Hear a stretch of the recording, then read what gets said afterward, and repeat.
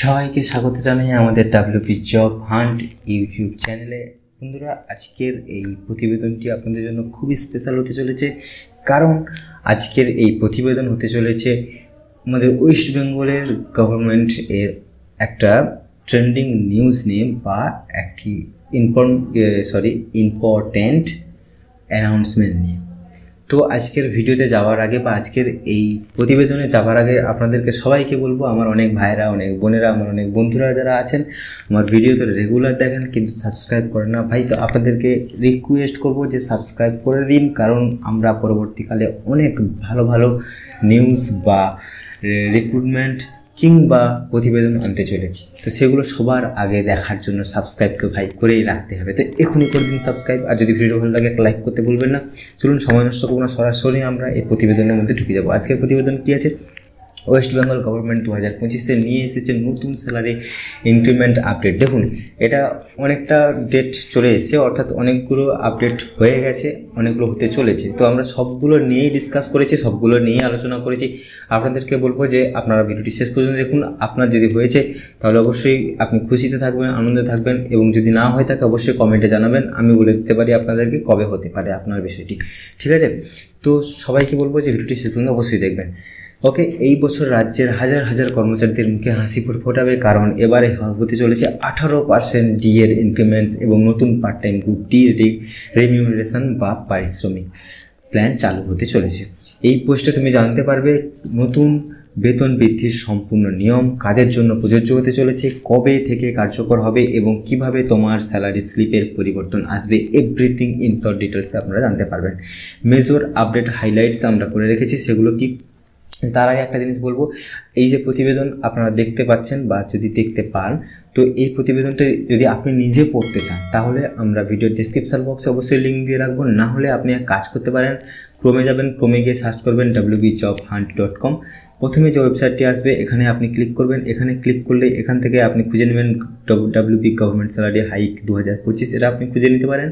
যদি না খুঁজে পান তাহলে এক কাজ করবেন, এই যে অপশানগুলো দেওয়া থাকবে সাইডে দেখবেন 3 লাইন থাকবে, 3 লাইনের মধ্যে অপশান থাকবে যেখানে থাকবে ট্রেন্ডিং নিউজ। এখানে যখন আপনি ক্লিক করবেন তখন দেখতে পাবেন এই প্রতিবেদনটি, ঠিক আছে? তখন এই প্রতিবেদনটি পেয়ে যাবেন আপনি। ওকে, তো আমরা এটা নিয়ে পরে কথা বলছি। তার আগে আমরা প্রতিবেদনটি পড়ি এবং আপনাদেরকে বোঝাই একটা একটা করে। বিষয় বিস্তারিত তথ্য। বিষয় কি?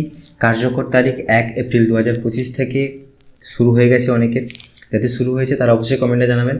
আর ডিএ বৃদ্ধি, দেখুন রিসিভ বেসিক পে এর উপর 18% বৃদ্ধি হতে চলেছে। Part time group D remuneration 5000 প্রতি মাসে অ্যালাউন্স ছাড়া হতে চলেছে। কার্যকরী তারিখ গ্রুপ ডি 1 আগস্ট 2025 থেকে অলরেডি শুরু হয়ে গেছে। আপনার যদি শুরু হয়ে থাকে অবশ্যই কমেন্টে জানাবেন, যদি না শুরু হয়ে থাকে তাও জানাবেন, আমি বলে দিতে পারি আপনার কবে হতে পারে। আশা করি সবার শুরু হয়ে গেছে, যদি না শুরু হয়ে থাকে অবশ্যই কমেন্টে মেনশন করবেন, ঠিক আছে? DA ইনক্রিমেন্টস impact on your salary.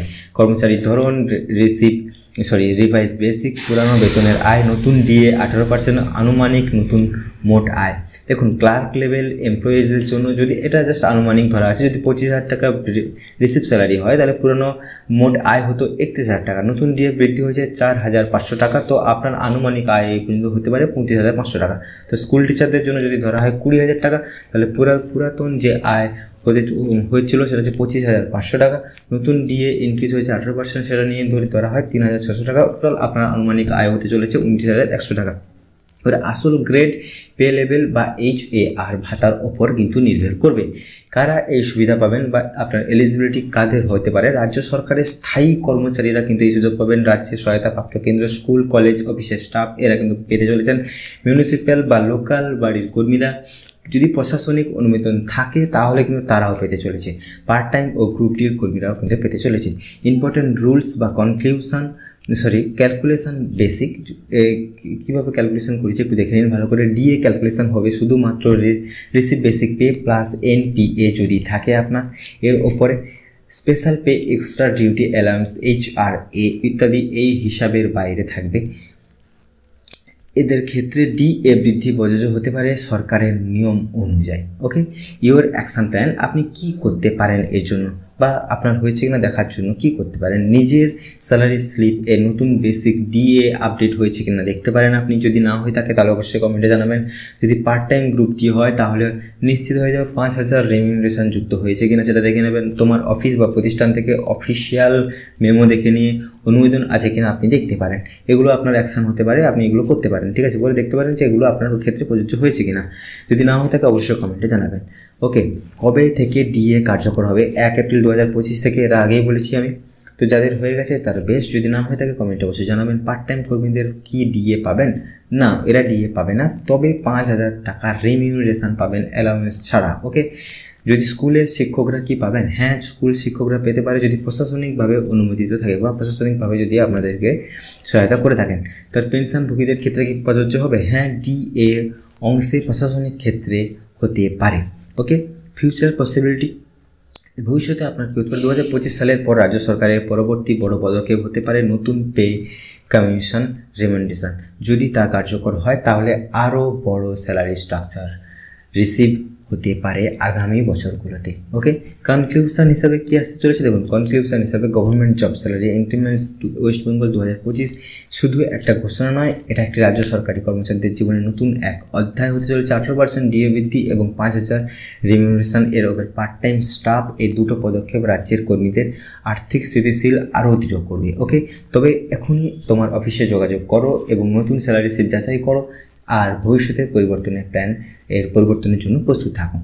ওকে বন্ধুরা, এই ছিল আজকের প্রতিবেদন। আমি আগেই দেখিয়ে দিচ্ছি, আবার একবার বলছি, যদি আপনি এই প্রতিবেদনটি পড়তে চান তাহলে কি করবেন, ভিডিওর ডেসক্রিপশন বক্সে লিঙ্ক থাকবে, সেখান থেকে সরাসরি আপনারা এখানে আসতে পারেন। না হলে ক্রোমে গিয়ে wpjobhunt.com সেখানে সার্চ করতে পারেন। প্রথমে যে ওয়েবসাইটটি আসবে ওখানে ক্লিক করবেন, ওখান থেকে আপনার ট্রেন্ডিং নিউজে গিয়ে খুঁজতে পারেন, পেয়ে যাবেন এই প্রতিবেদন।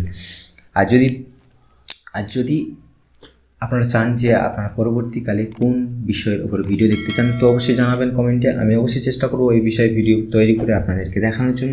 ঠিক আছে বন্ধুরা, আজকের এই প্রতিবেদন এখানেই শেষ করছি। দেখা হচ্ছে পরবর্তী ভিডিওতে। ততক্ষণ সাবধানে থাকবেন, সুস্থ থাকবেন, বাড়ির সবার খেয়াল রাখবেন। জয় হিন্দ, জয় ভারত।